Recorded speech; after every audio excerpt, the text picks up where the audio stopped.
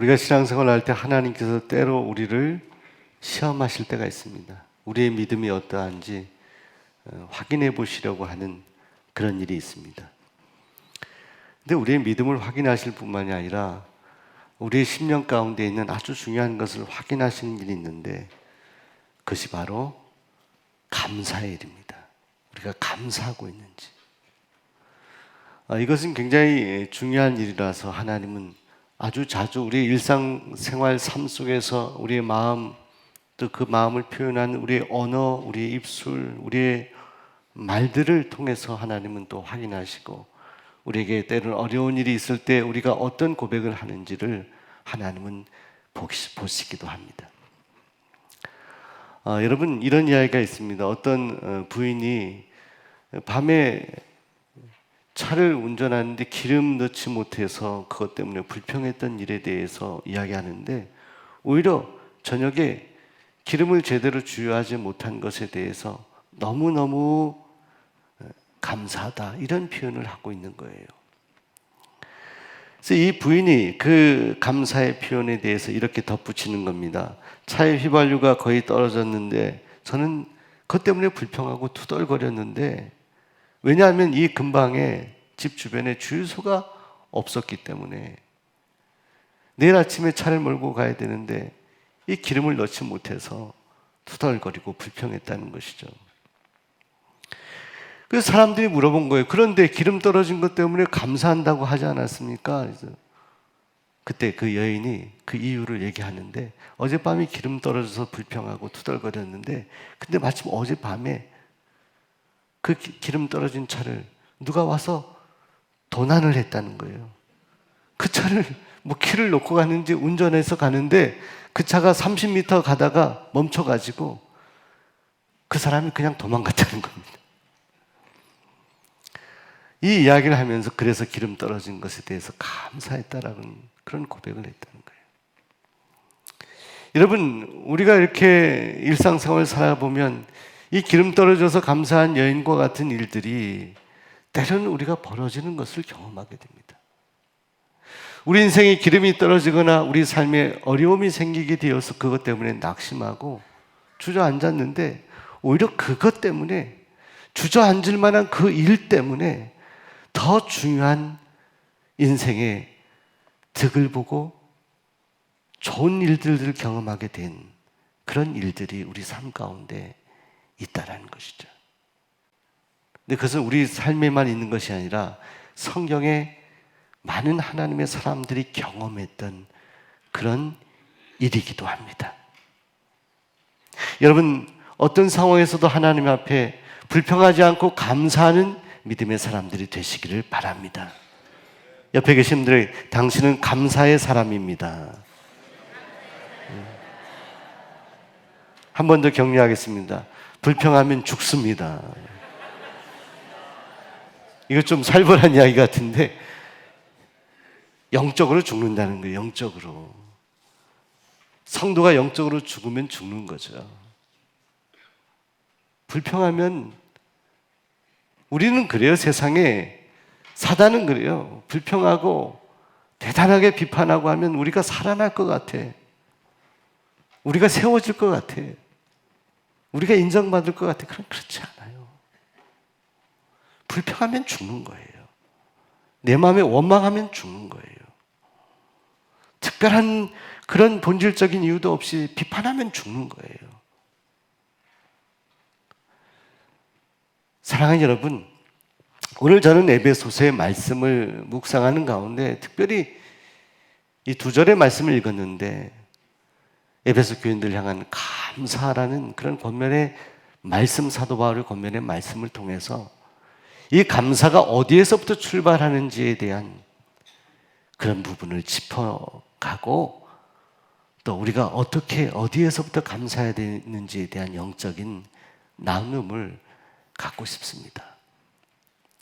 오늘 말씀에서 사도 바울은 에베소 교인들에게 이렇게 권면합니다. 20절, 범사의 우리 주 예수 그리스도의 이름으로 항상 아버지 하나님께 감사하며. 이 한 구절은요, 여러분, 버릴 것이 없어요. 버릴 것이. 여러분, 우리 한국 사람들은 뭐 음식을 드시는데도 무슨 뭐 시골에서 돼지를 잡거나 소를 잡아도요, 미국 사람들은 뭐 갈비 먹고 이것 먹고 하는데 버릴 거 다 버리는데 우리 한국 사람들은 버릴 것이 없대요. 뭐 음식 먹어도 다 이것저것 다 챙겨서 다 먹는다고. 근데 오늘 말씀을 보면 버릴 것이 없어요. 하나하나 한 단어 구절구절이 너무너무 소중한 단어. 걸러낼 것이 없어요. 바울은 에베소 교인들을 사랑하는 마음으로 범사에 우리 주 예수 그리스도의 이름으로 항상 아버지 하나님께 감사하라 이렇게 말씀합니다. 여러분, 첫째로 우리는 범사에 감사해야 합니다. 범사에. 주변 분들 범사에 감사합시다. 범사에. 우리가 말씀을 들으면서 하나하나 이렇게 밟아가는 거예요. 아, 범사에 감사해야지. 범사에. 바울이 그렇게 권면했어요. 바울이 그렇게 살았던 사람입니다. 감옥 안에서도 감사하며 어려움을 겪을 때 오히려 기뻐하라고 권면했던 것이 바로 사도 바울의 마음이었기 때문에. 여러분, 어떤 사람이 숱하게 물을 마시고 그리고 고개를 이렇게 드는 모습을 보면서 그 두 사람이 보면서 혀를 차면서 아유, 닭으로 태어난 것도 불쌍한데 저렇게 물을 마실 때마다 위를 보니 얼마나 고개가 아프겠냐고. 그 옆에 있는 사람이 입에 풀칠을 해야 되니까 저렇게밖에 살 수 없는 저 닭이 참 불쌍하다고 그렇게 이야기를 하는 거예요. 그런데 그 옆에 있던 사람이 두 사람이 이야기를 듣더니 이렇게 말하는 겁니다. 현실적으로는 당신분들이 말하는 것이 옳을 수는 있습니다. 근데 저는 저 숫닭이 물을 마시고 고개를 드는 모습을 보면서 숫닭이 물 한 모금을 마시고 아주 조금의 물을 마시고도 하늘을 보고 하나님께 감사하는 것 같이 느껴집니다. 이 이야기를 하니까 저도 물을 좀 마시고 싶네요. 요만큼 마시고 하늘을 보더니. 사랑 여러분, 멋진 해석 아니에요? 물 한 모금 마시고도 우리가 하늘을 향해 감사할 수 있다는 거죠. 그 감사의 마음을 하나님이 우리에게 부어주시는 것도 감사하고, 그 마음을 부어주셨을 때 하나님 앞에 그저 마음에만 있지 않고 우리의 입술로 하나님께 감사합니다라고 고백할 수 있는 것이 얼마나 감사합니까? 사랑하는 여러분, 닭이 물을 마시고 하늘을 쳐다보며 감사했다라고 해석하는 그 해석을 오늘 우리의 삶에 적용하면서 우리 일상삶 속에서 얼마나 감사해야 되는 일들이 많이 있습니까? 물을 마시면서도 감사하고, 밥을 한 숟가락 떠 먹으면서도 감사로 시작하면서 밥을 다 한 공기를 비울 때까지 감사한 마음이 있고, 차를 타고 다니면서도 이렇게 차들이 많고 사고가 많은데 지켜주시고 함께 하신 하나님께 감사하고, 사고가 있었음에도 불구하고 하나님 잃어버리지 아니하고 예수님 은혜로 살아가고 있는 나의 모습에 대해서 감사하고, 어떤 상황에서도 범사, 모든 일에 감사할 수 있다는 것이 정말로 우리 성도들의 삶에 소중한 일인 것입니다. 고르지를 않는 거예요. 가리지를 않는 거예요. 어렸을 때 소풍 가면은 김밥을 싸가지고 이렇게 가면, 저는 김밥을 굉장히 좋아했는데 싸준 것 하나하나 이렇게 맛있게 먹고, 그리고 시간이 남으면 한번 이렇게 돌아다녀 보면 애들이 다 김밥을 싸는데 어떤 아이는 김밥을 먹는데 제가 볼 때 맛있어 보이는데 꼭 그 안에 있는 거를 뭐 하나를 빼놓고 먹더라고요. 우리 집사님이 시금치를 빼놓고 드셨나 봐요. 시금치를 이렇게 빼고 당근을 빼고 먹는 아이도 있군요. 여러분, 우리가 우리의 삶의 여러 조건들을 정말 골라서 감사한다라고 하면 이것은 성경이 말하는 감사가 아닙니다. 이것은 구원받은 하나님의 사람들이 하는 감사가 아닙니다. 통째로 우리는 다 먹어야 돼요. 좋은 일이든 슬픈 일이든 나에게 닥치는 어떤 일이라 하더라도 내 마음에 감사가 준비되어 있고 감사의 갑옷이 무장되어 있다면 우리는 승리하는 거예요.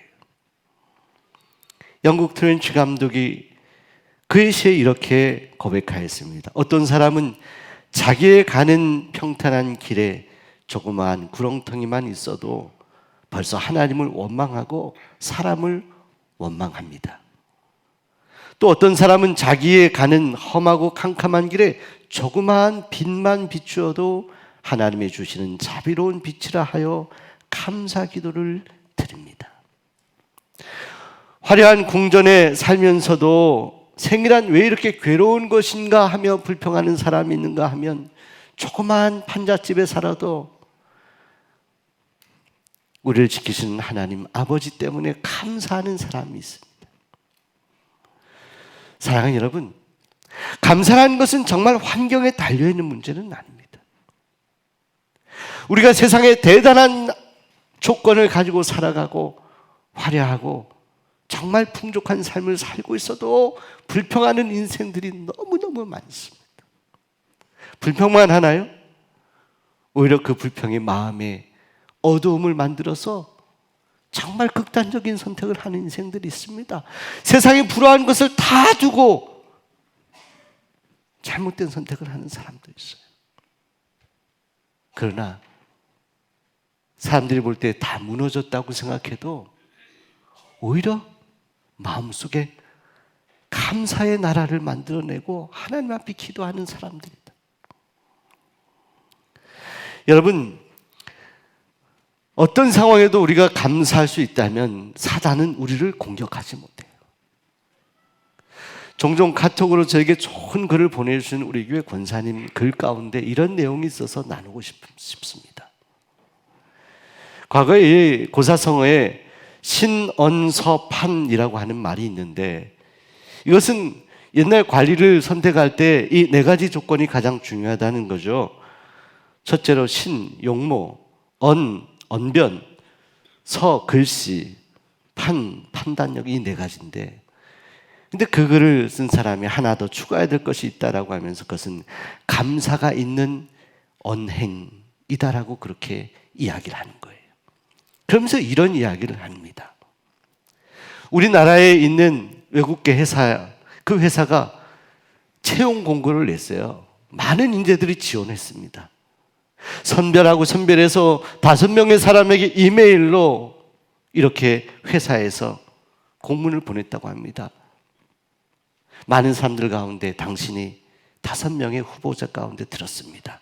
이제 3일 동안 더 심사해서 최종이 결정되면 당신에게 다시 메일을 보내겠습니다. 그 메일을 받은 사람들 가운데 한 사람이 여자분이었다고 합니다. 그리고 3일 후에 그 여자분에게 다른 4사람에게 5사람에게 다 메일이 갔겠죠. 이런 메일이 왔습니다. 교회께서 저희 회사에 지원해 주셔서 감사합니다. 그러나 안타깝게도 교회는 이번에 저희 회사에 채용되지 못했습니다. 회사가 채용할 인원이 제한되어 있어서 귀하처럼 재능이 있고 훌륭한 분이 채용되지 못한 것에 대해서 너무너무 송구한 마음입니다. 잘 이해해 주시기를 간곡히 부탁드립니다. 자, 여러분, 이런 글을 읽고 이 여인이 낙심할 만한데 마지막 5명이니까 기대를 할 만도 하잖아요. 그런데 이 글을 읽고 이 여인이 낙심치 않고 오히려 회사에서 보내준 이 글에 대해서 이렇게 답장을 보냈다고 합니다. 감사합니다. 부족한 저를 최종 5인 예배 합격자 명단에 올려주신 것만으로도 저는 너무너무 감사합니다. 앞으로 하시는 모든 일들이 잘 되기를 바라고 아울러 회사에 놀라운 부흥과 발전이 있기를 소원하며 거듭 감사를 드립니다. 자, 그리고 나서요, 3일이 지났는데 다시 이 여인에게 그 회사에서 메일이 왔어요. 당신이 이번 공채에 최종 합격되었습니다. 저희가 저번에 보냈던 메일은 저희 회사가 후보자들에게 주었던 마지막 시험 문제였습니다. 마지막 시험 문제. 당신이 떨어졌다는 것이 마지막 시험 문제였다는 거예요. 다른 네 사람은요, 제대로 답장도 하지 않고 형식적이고 아주 엉터리로 답장하지 않은 사람도 있었고 형식적으로 하는 사람도 있었는데 이 여자만큼은 정성껏 떨어진 그런 상황에 대해서, 회사에 대해서 안타까운 마음이 있었지만 감사를 표현했어요. 감사합니다. 떨어졌지만 5명에 포함되어 나를 추천한 것만으로도 감사하다. 이 여인이 최종 합격되었다는 거예요. 사랑하는 여러분, 여러분이 범사에 감사하면 그 감사는 반드시 여러분에게 돌아갑니다. 그 감사는 다른 데로 낭비되지 않아요. 반드시 여러분의 삶 가운데 놀라운 은혜와 축복으로 간다는 거예요. 이것은 영적인 원리 같은 것입니다. 둘째로 여러분, 예수 그리스도의 이름으로 감사해야 합니다. 우리 옆 사람에게 예수님의 이름으로 감사합시다. 여러분, 예수 그리스도의 이름으로 모든 일을 행하시기 바랍니다. 예수님의 이름으로 기도하시기 바랍니다. 예수의 이름으로 사랑하시기 바랍니다. 여러분, 예수의 이름에는 권세가 있어요. 사도행전의 성전 미문 앞에서 구걸하던 한 사람에게 베드로와 요한이 말하지 않았습니까?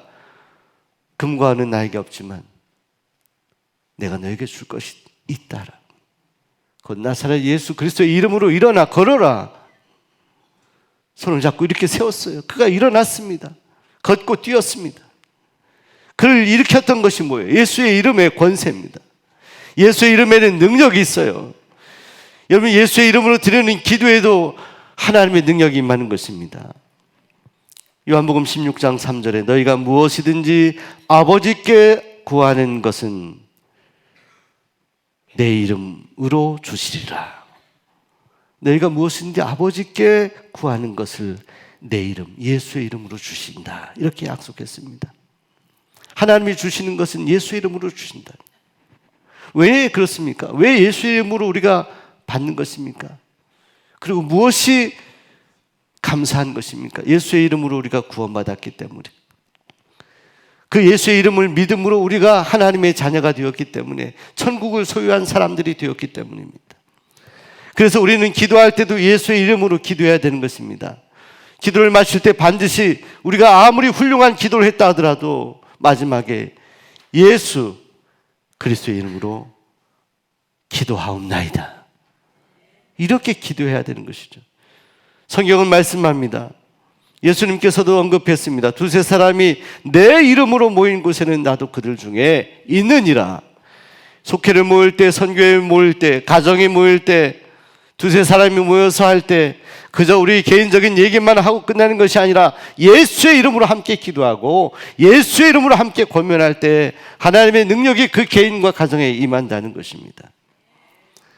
사랑하는 여러분, 오늘 여러분들이 그 예수의 이름으로 기도하고 예수의 이름으로 찬양하고 예수의 이름으로 고백하는 모든 마음을 담아 여러분 삶에 일어나는 일들에 대해서도 저는 예수님 때문에 예수의 이름으로 감사합니다를 고백하는 믿음의 사람들이 되시기를 바랍니다. 예수의 이름을 부를 때 우리 마음에 있는 어두운 그런 그림자가 사라지는 것입니다. 그 자리에 빛이 비추는 것입니다. 기쁨이 넘치게 되는 것입니다. 세 번째로, 항상 아버지 하나님께 감사해야 됩니다. 우리 마지막 세 번째, 하나씩 곱씹으면서 우리 결단하는 거예요. 우리 주변 분들에게 항상 하나님께 감사합시다. 항상. 대상이 분명해. 누구에게? 하나님께 감사해. 하나님께. 여러분, 좋은 일 있을 때 사람에게 먼저 감사를 표하기 전에 하나님께 감사. 닭이 물 먹고 하늘을 보는 것처럼 하나님께 감사. 즉시로 감사해요. 하나님 감사합니다. 어려운 일이 생길 때에도 범사에도 즉시로 하나님께 감사해요. 주저앉지 마시고 하나님 감사합니다. 내일 일을 제가 알지 못하지만 이 어려운 일을 통해서도 하나님이 역사하실 것을 믿습니다. 결국 승리할 줄로 저는 믿고 있습니다. 하나님께 감사하는 대상이 분명해요. 기도할 수 있는 대상이 있다는 것, 감사할 수 있는 대상이 있다는 것이 얼마나 감사합니까? 우린 고아가 아닙니다. 우리에게는 우리 아버지가 계세요. 하나님 아버지. 여러분 가난하다고 낙심하지 마세요. 여러분 부자입니다. 왜? 여러분의 아버지가 부자세요. 천지 만물을 다 가지고 계시잖아요. 낙심하지 마세요. 여러분 부모로부터 재산 받지 못했다고 가난하고 낙심하지 마세요. 여러분의 아버지, 진짜 아버지는 하나님 아버지. 그 아버지로부터 여러분의 육신의 아버님이 생긴 거 아닙니까? 어머님이 생긴 거 아닙니까? 모든 것의 출발이 거기서부터 비롯된 거 아닙니까? 하나님께 감사하시고 그리고 항상 감사하시기 바랍니다. 항상. 사랑하는 여러분, 오래전 작관 김준호라고 하는 화가가 있습니다. 그는 그런데 구술 화가였어요. 입에다가 붓을 물고 그림을 그리는 화가였는데 처음부터 그가 그런 장애를 가지고 태어난 것이 아니라 그가 군에 입대했는데 군에서 내무반에서 뭐 위에 있는 것을 선반에 있는 것을 꺼내려고 올라갔다가 떨어져서 경추를 다쳐서 온몸이 마비가 되는 그런 갑작스러운 사고로 그런 인생 전체를 그렇게 살아야 되는 장애인으로 살아야 되는 그런 어려움을 당하게 되었다고 합니다. 근데 그분이 화가가 되었어요. 화가가 돼. 근데 그분의 고백은 자신이 화가가 된 것에 대해서 자신이 그렇게 전신마비가 된 것에 대해서 하나님 앞에 4가지로 감사했다는 거예요. 첫째로 제가 전신마비 환자가 되었기 때문에 예수님을 영접하게 되어서 감사합니다. 그가 전신마비를 당하기 전에 건강했을 때 군입대 하기 전에 예수를 믿지 않았다는 겁니다. 넘어져서 아무것도 할 수 없는 온몸이 마비가 되어서 사람들과 정상적인 관계할 수도 없고 정상적인 생활할 수 없는 그런 자신에게 하나님의 은혜의 빛을 비추어 주셔서 예수님을 영접하게 되었던 것이 이 갑작스러운 사고 때문에 그렇게 되었다는 것을 생각할 때마다 감사하다. 내가 만약에 이렇게 다치지 않았다면 나는 예수님을 믿지 못했을 것입니다.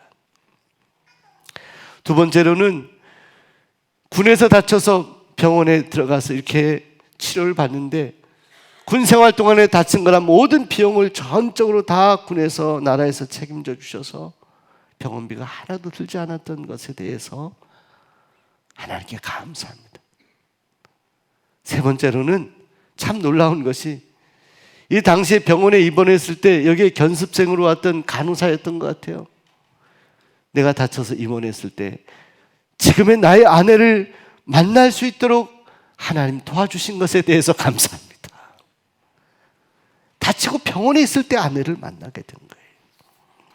그리고 마지막 4번째, 남들이 한 번도 시도하지 못했던 입에 붓을 들고 하는 구슬화가 되게 하신 것, 그래서 장애인들에게 도전이 되고 희망이 되게 하신, 나 같은 존재를 통해서 그런 존재가 되게 하신 것, 하나님께 감사합니다.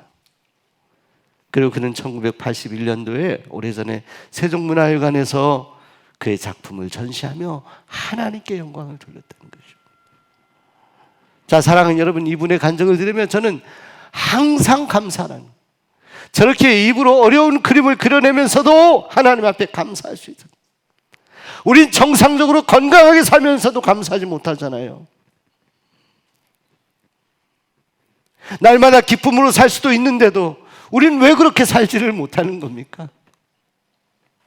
무엇이 부족해서 우리가 온몸을 사지육체를 쓸 수 없이 입에 저거 붓을 물고 그림 그리는데도 하나님 앞에 온통 감사로 마음이 채워진 저 김준호 화복에 우리가 좀 배워야 되지 않겠어요? 로마 감옥에서 미래를 알 수 없이 막연한 인생을 살아가고 두려움 가운데 누구나 살 수밖에 없지만 오히려 감사하며 순교하는 그날까지 살았던 사도 바울의 감사가 바로 이런 감사 아니겠습니까? 항상 감사라는 것은요, 오늘 우리에게 일어난 과거의 일들에 대해서도 슬프거나 부정적이거나 아픈 해석을 하는 것이 아니라 그 어려운 일들 가운데도, 그 과거의 그런 아픈 일들 가운데도 하나님께서 역사하셨다라고 믿고 지금의 나의 삶을 하나님이 주도하시고 주관하신 삶으로 인정하는 것, 과거를 하나님께 드리는 거예요. 그리고 현재 그렇게 살아가고, 더 중요한 것은 항상이란 것은 미래의 일들까지도, 아직 우리가 경험하지 않은 미래에도 하나님께서 날 인도하실 것이다라고 하면 미리 감사하는 것. 두 개의 미자가 중요해요. 미래의 것을 미리 감사하는 것. 이것이 항상 감사하는 거예요. 사랑하는 여러분, 성경에 미리 감사해서 축복받은 많은 일들이 있지만 우리 예수님의 감사가 바로 그런 감사였습니다. 사복음서에 다 기록되어 있는 오병이어의 기적, 이 이야기를 아실 거예요. 요한복음에 보면 어린아이 하나가 도시락 갖고 와요. 떡 몇 개, 물고기 2개, 떡 5개. 한 사람이 먹을 도시락. 어린아이가 먹을 거니 얼마나 보잘것없는 것이겠습니까? 예수님이 그걸 받으시죠. 그 성경에 말씀합니다. 하늘을 우러러 축사하셨다. 하늘을 우러러 축사하셨다.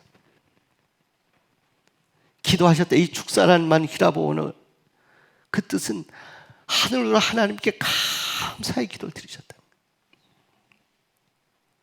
우리 주님이 손에 들고 있었던 것은 떡 몇 개와 겨우 물고기 2마리.